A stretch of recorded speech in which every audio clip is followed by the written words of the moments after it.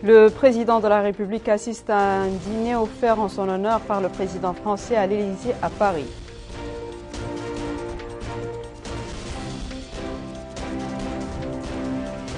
Signature d'un accord entre la délégation Taazour, le ministère de la Santé et la CNAM par lequel plus de 100 000 familles profitent de l'assurance maladie. Les campagnes de sensibilisation contre la propagation du coronavirus se poursuivent dans les établissements scolaires à l'intérieur du pays. Bonsoir mesdames, mesdemoiselles et messieurs et merci de vous joindre à nous. Nous ouvrons ce journal par les activités du président de la République dans le cadre de sa visite en France. Monsieur Mohamed Ould-Cheikh Al-Ghazouani a assisté ce soir à l'Élysée à Paris à un dîner offert en son honneur par le président français, monsieur Emmanuel Macron. Le dîner a été une opportunité pour le président de la République et son homologue français de discuter du renforcement des relations bilatérales à tous les niveaux.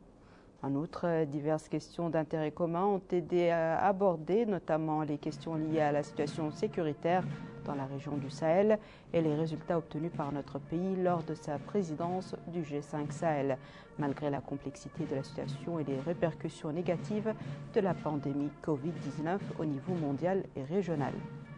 La mobilisation d'un soutien militaire, économique et politique en faveur du groupe des 5 pays du Sahel a constitué le plus important résultat de cette rencontre. Ce soutien a d'ailleurs été traduit par le lancement de plusieurs initiatives telles que la Coalition pour le Sahel, la Coalition pour la sécurité et la stabilité du Sahel et d'autres initiatives. Les entretiens entre les deux présidents ont porté sur l'amélioration du niveau d'efficacité des plans de terrain qui s'est reflété dans certaines des victoires décisives enregistrées au cours de cette période, en plus du suivi strict et régulier de la mise en œuvre de la feuille de route de Pau et l'approfondissement de la prise de conscience de la nécessité pour la communauté internationale d'assumer ses responsabilités face à la situation dans le Sahel. Au cours de la rencontre, les deux présidents passaient en revue le grand effort qui a été consenti pour réduire les dettes des 5 pays du Sahel, entre autres réalisations accomplies. Le ministre des Affaires économiques et de la promotion des secteurs productifs a effectué aujourd'hui une visite information à l'unité de coordination du projet pour l'autonomisation des femmes et le dividende démographique. La visite a conduit le ministre aux différents départements sections adjacentes au projet où il s'est informé sur le terrain de l'avancement de ces travaux et a évalué la première étape et les préparatifs de la prochaine étape. Garmi Tegadi. La visite effectuée par le ministre des Affaires économiques et de la promotion des secteurs productifs, Othman Khan, au projet Autonomisation des femmes et dividendes démographiques Suède, a pour objectif de s'enquérir des réalisations déjà accomplies au cours de la première phase. Le ministre s'est rendu dans les ailes des locaux du projet et a reçu des explications détaillées sur les objectifs du projet dans notre pays. C'est un projet qui couvre plusieurs pays africains. Donc c'est un projet où la Mauritanie n'est pas seule. C'est un projet très important. Nous sommes à sa deuxième phase. La première phase est terminée. Pour ce que nous en savons actuellement, c'est un projet qui, dans sa première phase, a réussi. Nous attendons l'évaluation indépendante. Mais pour ce que nous en savons aujourd'hui, c'est un projet qui, dans sa première phase, a réussi. Nous entamons une deuxième phase avec des ressources très importantes qui vise un domaine important, la femme, la promotion de la femme, l'autonomisation de la femme. Un point très important dans le programme du président de la République. Le projet a intervenu dans les 4 wilayas du pays, les Djohol, la Sabah et le Guidjimara. Le taux de réussite de sa première phase est de 94% selon les évaluateurs externes. Le coordinateur du projet Autonomisation des femmes dividendes démographiques Suède, M. Mohamed Suleiman Haballah, a indiqué que la deuxième tranche du financement est plus importante pour le gouvernement mauritanien et que tous ces indices rassurent et encouragent à l'atteinte des objectifs déjà fixés pour la deuxième phase. La deuxième phase du projet intervient dans les wilayas du Hawd al-Sharqi, Hawd al-Gharbi, la Sabah, le Guidjimara, le Gorgol et le Brakna pour une durée de 4 ans avec un financement de 60 millions de dollars financé par la Banque mondiale. Il est à noter que le projet SWED vise au développement de la femme dans tout le pays et les pays du Sahel plus la Côte d'Ivoire. Le ministère de la Santé et la Caisse nationale d'assurance maladie CNAM ont signé aujourd'hui avec la délégation générale à la solidarité nationale et à la lutte contre l'exclusion Ta'azur un accord de partenariat au terme duquel 100 000 familles issues de milieux pauvres seraient intégrées dans le cadre du système d'assurance maladie universelle promu par la Caisse nationale d'assurance maladie. Al-Hajj Abdallah Eddine. Cette convention tripartite de partenariat regroupe le ministère de la Santé, la délégation Ta'azur et la Caisse nationale d'assurance maladie. L'objectif de la convention est d'intégrer 100 000 familles vulnérables et pauvres ayant un revenu limité dans le système national d'assurance maladie. Une assurance qui sera bénéfique pour les familles ciblées en termes de services hospitaliers ainsi que ceux pharmaceutiques. La convention en question priorise les couches sociales qui sont les plus exposées aux complications sanitaires. Les clauses de la Convention entrent en vigueur au cours de l'année courante 2021. Lors de cette cérémonie de signature de la Convention, le ministère de la Santé a rappelé les catégories de personnes ciblées. Une assurance maladie universelle qui constitue un des piliers santé du programme de son Excellence le Président de la République. Que pour avoir cette assurance maladie universelle, nous devons couvrir 3 groupes de personnes. Le premier groupe qui a commencé à être couvert depuis 2005-2006 et jusqu'à maintenant couvre l'ensemble du secteur formel, qu'il soit étatique, parapublic ou privé. Aujourd'hui, un peu plus de 500 000 personnes sont couvertes dans ce sens à travers la CNAM. Le deuxième groupe, et qui est essentiel, c'est celui que nous supervisons aujourd'hui, la signature de la Convention qui servira à sa couverture, et qui est le groupe des indigents, les groupes des personnes les plus vulnérables, mais aussi justement les plus vulnérables pour la santé. Et donc, derrière le fait qu'eux, ils accèdent à un soin de santé décent, ceci aidera beaucoup à l'atteinte des résultats de la santé de façon globale. L'intégration de ce nombre de citoyens dans le système d'assurance maladie constitue un pas concret vers la traduction des engagements du gouvernement à propos de la généralisation d'assurance maladie. La délégation générale de la solidarité nationale et de la lutte contre l'exclusion Ta'azur prend en charge le coût financier de cette mesure d'assurance dans le cadre de son plan. Le système national d'assurance maladie va intégrer 100 000 ménages pauvres et vulnérables au cours de l'année 2021, qui est en cours actuellement. Et c'est une action qui fait partie des engagements de son Excellence, Monsieur le Président de la République, qui fait partie des principales mesures arrêtées aussi dans le cadre du programme prioritaire du gouvernement. C'est une action qui va coûter à peu près, dans un premier temps, pour la délégation générale, la somme de 2,1 milliards de nos anciennes ouguiyas. C'est un partenariat qui va être déclenché aujourd'hui, mais qui va se développer au fil des jours, qui va nous permettre de s'inscrire dans une dynamique continue. Cette convention va toucher 100 000 personnes, va par la suite être élargie à d'autres catégories socio-professionnelles. Il s'agit des éleveurs, des agriculteurs, des vendeurs et les activités libérales. Un élargissement qui vise à réaliser la couverture sanitaire universelle sur l'ensemble du territoire national. Le ministre de l'Équipement et des Transports a effectué aujourd'hui une visite d'information à l'aéroport international de Nouakchott au Mont-Tounsi, au cours duquel il a fait le tour des pavillons de cet aéroport. C'était l'occasion pour le ministre et la délégation qui l'accompagnent d'écouter les responsables soulever les problèmes posés sur le terrain. Amina Khalil.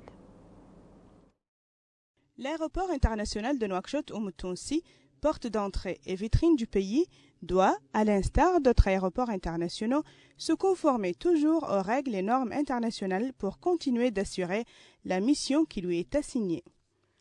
Un message parmi d'autres que le ministre de l'Équipement et des Transports, M. Mohamed Ahmed Mhaimid, a tenu à délivrer à tous les représentants des départements gouvernementaux et des entreprises privées qui interviennent dans la gestion de l'aéroport.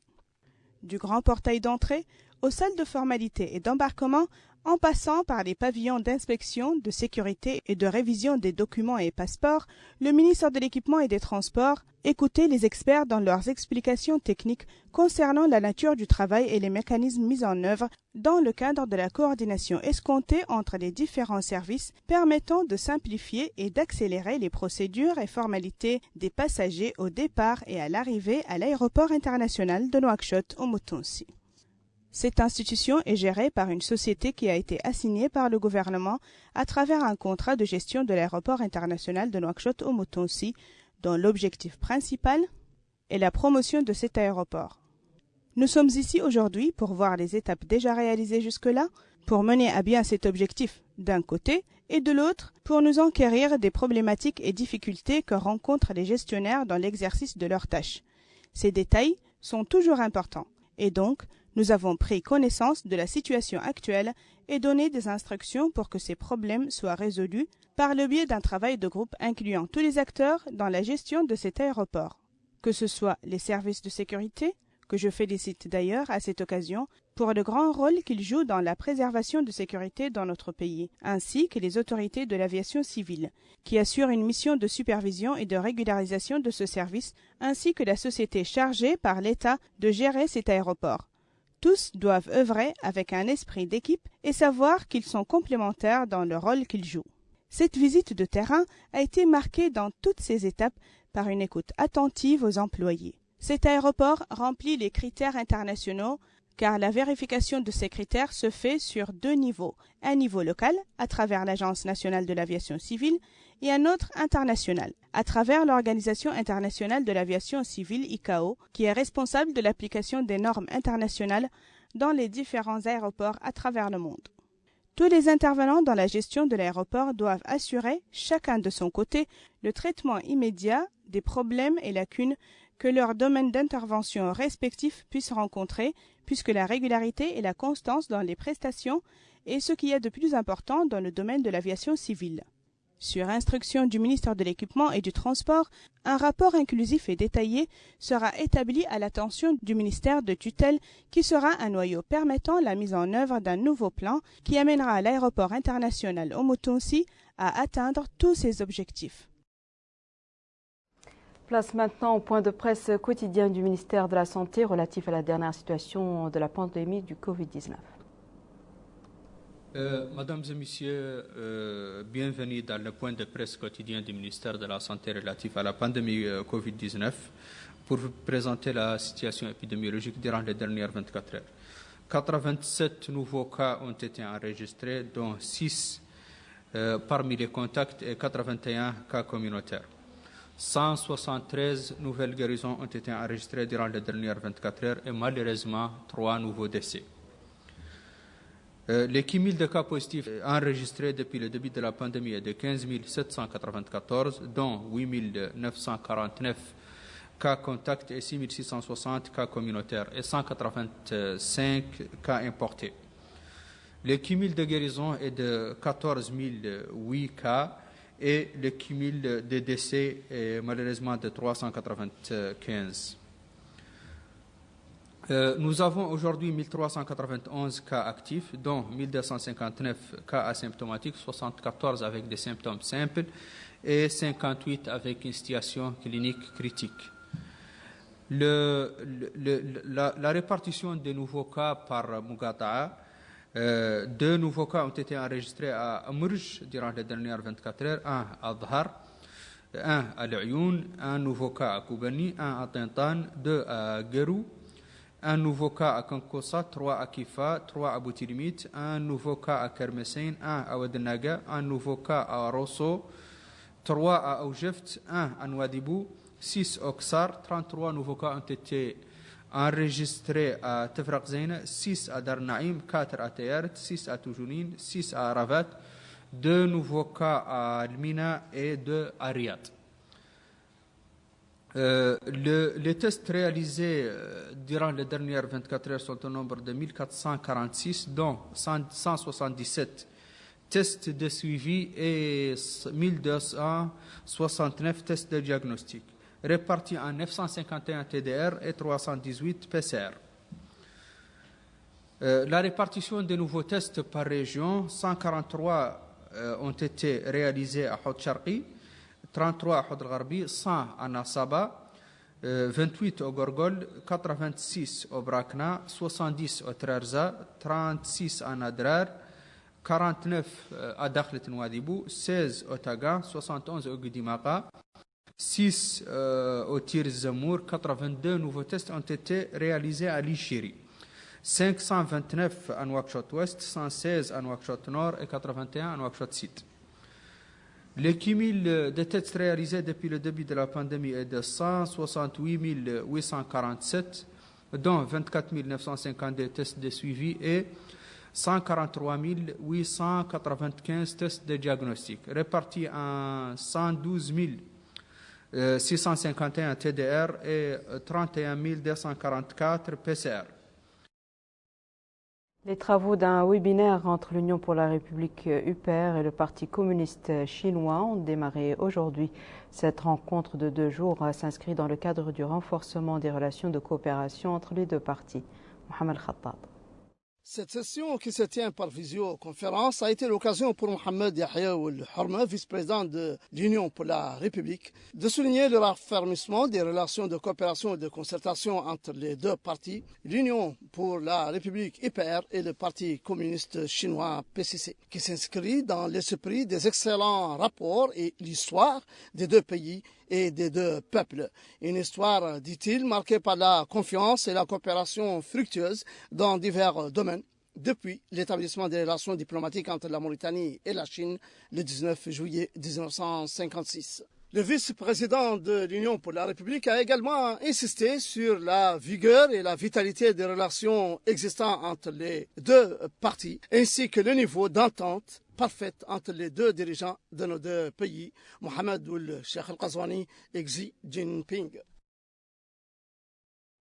Direction wilaya de la Saba où le conseil régional a fourni des quantités de produits de stérilisation et de nettoyage au profit des Mourata de cette wilaya. L'opération fait partie d'une vaste campagne de sensibilisation lancée par le conseil régional de la ville de Kifa pour empêcher la propagation du coronavirus. Bokar Bailaba. C'est une importante quantité de masques et de produits de désinfection offerts par le conseil régional de la Saba aux 5 Moukata de la wilaya. Un matériel qui vient en appui aux efforts de l'État dans la lutte contre le coronavirus. Et c'est le wali de la Saba, Mohamed Ahmed Mouloud, qui a supervisé la cérémonie de remise de ce matériel. À cette occasion, il a indiqué que ce lot de matériel vient en appui aux efforts du pouvoir public pour venir à bout de la pandémie. Il a précisé que ce matériel sera acheminé dans les plus brefs délais aux 5 Moukata de la wilaya. Par ailleurs, il a appelé toutes les populations à participer activement à la sensibilisation et adhérer pleinement aux mesures de prévention décidées par le gouvernement pour endiguer la progression du virus. De son côté, le vice-président du conseil régional de la Saba, Zinoul Tahar, a souligné l'importance de cette campagne, en plus de la fourniture de produits d'hygiène au profit des Moukata de la Saba, en respectant les mesures préventives de nature à réduire les risques de contagion. A noter que la cérémonie s'est déroulée en présence du Hakam de la Moukata de Kifa, du maire de la commune et d'autres autorités administratives et sécuritaires de la Saba.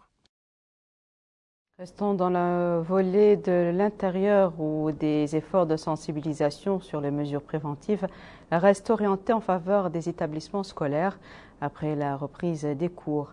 C'est le cas pour, par exemple, à Choum, Nouadhibou, Kaïdi, Kifa et Ayoun où les autorités surveillent de près le respect des mesures préventives dans les écoles, accompagnées par la distribution de masques. Retour à Mohamed Khattab. Dans le cadre de la campagne de désinfection des écoles à l'occasion de la reprise des cours, le wali du Houd al-Gharbi, M. Mohamed Mokhtar Ould Abdi, a réceptionné un lot de produits de nettoyage dont du conseil régional de la wilaya au profit de la direction régionale de l'éducation.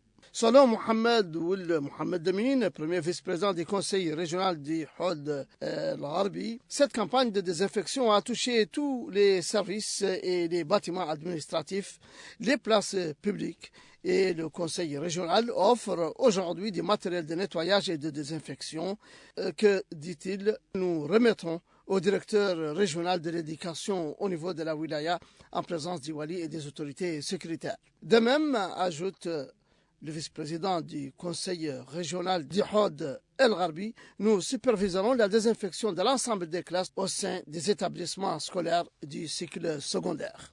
Pour sa part, le directeur régional de l'éducation, il a salué ce geste qui vient en appui, dit-il, aux efforts des pouvoirs publics et indiqué que le lot est constitué de 4000 masques et une grande quantité de savon et d'eau de javel qui seront utilisés à bon escient, tout comme nous comptons, dit-il, sur la contribution du conseil régional en matière de désinfection des classes. Il est à noter que la direction régionale de l'éducation a dépêché cet après-midi des missions à destination de toutes les muqata'a de la wilaya, leur apportant masques et matériel de désinfection. Une affluence remarquée en ce premier jour de la reprise des cours dans les établissements secondaires de Kifa. Un état de fait suivi de très près dans chaque école par le comité de veille en charge de l'application scrupuleuse des mesures préventives en milieu estudiantin. Selon Elbou Ouliyahi, directeur du lycée de Kifa numéro 1, le comité de veille est constitué de la direction de l'école, des élèves, des parents des élèves et veille au respect des mesures préventives et des gestes barrières par les élèves et la famille pédagogique. Même son de cloche chez le directeur du collège de jeunes filles de Kifa qui a indiqué que les cours ont repris dans de bonnes conditions, des masques ayant été distribués aux élèves et le respect des gestes barrières ayant été imposés et respectés, notamment la distanciation sociale dans les classes. Les parents des élèves, membres du comité de veille, ont également exprimé leur satisfaction quant à l'atmosphère générale de la reprise des cours et le respect des mesures préventives. Nous avons vu les prédispositions prises à l'entrée avec le gel hydroalcoolique pour nettoyer les mains. Les directeurs distribuent les masques, disent ces parents d'élèves. À l'intérieur des classes, on ne badine pas avec le port des masques et nous espérons que ces mesures préventives soient respectées et maintenues pour protéger tout le monde. Au lycée d'excellence de Kayedi, le respect des mesures préventives est rigoureusement respecté avec une prise de température des élèves à l'entrée, le port du masque et la distanciation sociale dans les classes.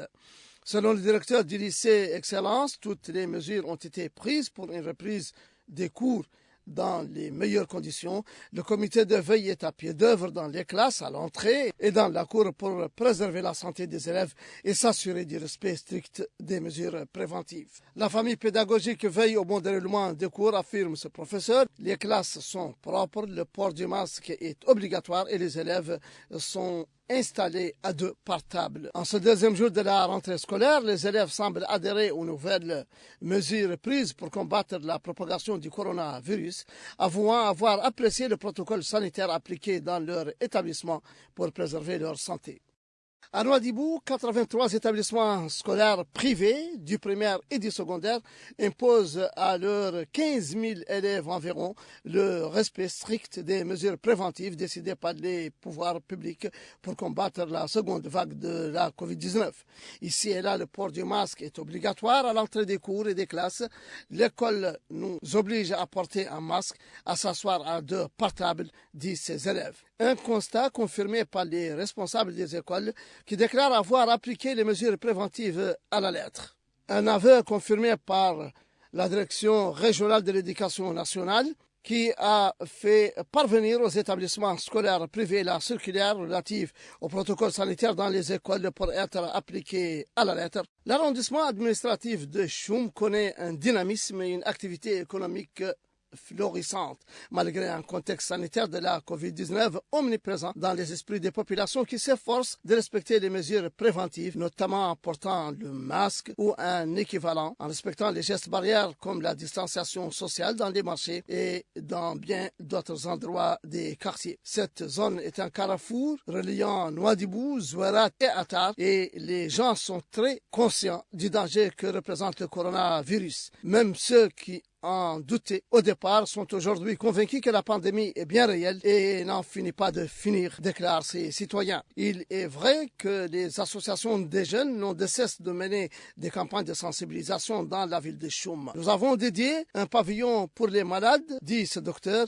et les suspectés de contamination au coronavirus, prévoyant une hospitalisation et si le cas devient sévère, nous les évacuons sur Attar. Pourtant, jusqu'à ce jour, aucun cas n'a été enregistré à Choum depuis l'apparition de la seconde vague de la pandémie du coronavirus. C'est la fin de ce journal, mesdames et messieurs. Voici à présent le rappel des titres. Le président de la République assiste à un dîner offert en son honneur par le président français à l'Élysée à Paris.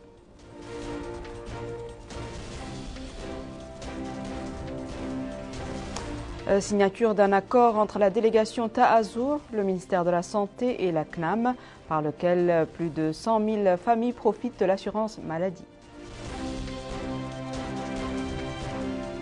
Les campagnes de sensibilisation contre la propagation du coronavirus se poursuivent dans les établissements scolaires à l'intérieur du pays. C'est la fin de ce journal, mesdames et messieurs. Merci à vous de nous avoir suivis et merci de votre fidélité. On se retrouve la semaine prochaine, Inch'Allah.